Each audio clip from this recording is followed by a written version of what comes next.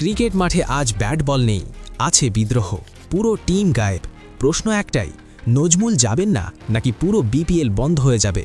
বন্ধুরা, আজকের ভিডিওটা শেষ পর্যন্ত দেখতেই হবে, কারণ এখানে শুধু ক্রিকেট নেই, আছে রাজনীতি, ইগো ক্ল্যাশ আর বড় সড়ো ক্রিকেট নাটক।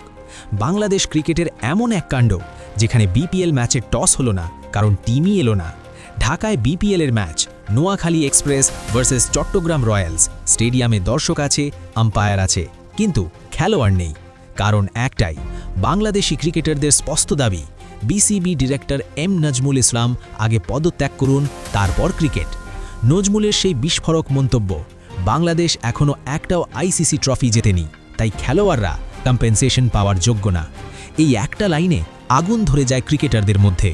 সিডব্লিউএবি সরাসরি বিদ্রোহ ঘোষণা করে। এখানেই আসল টুইস্ট। ভারতে টি20 ওয়ার্ল্ড কাপ খেলতে যাবে না বাংলাদেশ, কারণ দেখানো হচ্ছে সিকিউরিটি কনসার্ন। আইপিএল থেকে মুস্তাফিজুর রহমান বাদ পড়েছেন, আর নজমুল বলছেন এটাই ঠিক সিদ্ধান্ত। এতেই শেষ না, নজমুল প্রাক্তন অধিনায়ক তামিম ইকবালকে ভারতের এজেন্ট বলে ফেলেন। বলুন তো, এটা কি ক্রিকেট প্রশাসন নাকি হোয়াটসঅ্যাপ ফরওয়ার্ড লেভেলের রাজনীতি? বিসিবি এখন দুদিক থেকে চাপের মধ্যে। খেলোয়াড়রা বলছে উই বয়কট বিপিএল, আইসিসি বলছে ম্যাচ শ্রীলঙ্কায় নেওয়া হবে না। তাই বিসিবি বাধ্য হয়ে নজমুলকে শো কজ নোটিশ পাঠিয়েছে।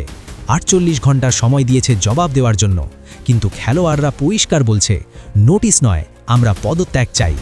একটু ভেবে দেখুন, যদি খেলোয়াড়রা খেলেই না যায়, যদি বিপিএল বন্ধ হয়ে যায়, তাহলে বাংলাদেশ ক্রিকেটের ইমেজ কোথায় গিয়ে দাঁড়াবে? देखना पड़ रहा है, अच्छा है मैं अंधा हूं। টেস্ট ক্যাপ্টেন নাজমুল হোসেন শান্ত পর্যন্ত বলছেন প্লেয়ার্স আর আন্ডার হিউজ মেন্টাল প্রেশার। মানে সমস্যা ছোট না, এটা বাংলাদেশ ক্রিকেটের ভবিষ্যতের প্রশ্ন। আজ একটা প্রশ্ন রেখে যাচ্ছি, একজন বোর্ড অফিসিয়ালের ইগো কি পুরো দেশের ক্রিকেটকে ডোবাতে পারে? ক্রিকেটাররা কি ভুল, নাকি বোর্ডই বাস্তবতা মানতে চাইছে না? আপনার মতামতটা কিন্তু খুব জরুরি। কমেন্টে লিখুন, নজমুল থাকা উচিত নাকি তাকে পদত্যাগ করা উচিত।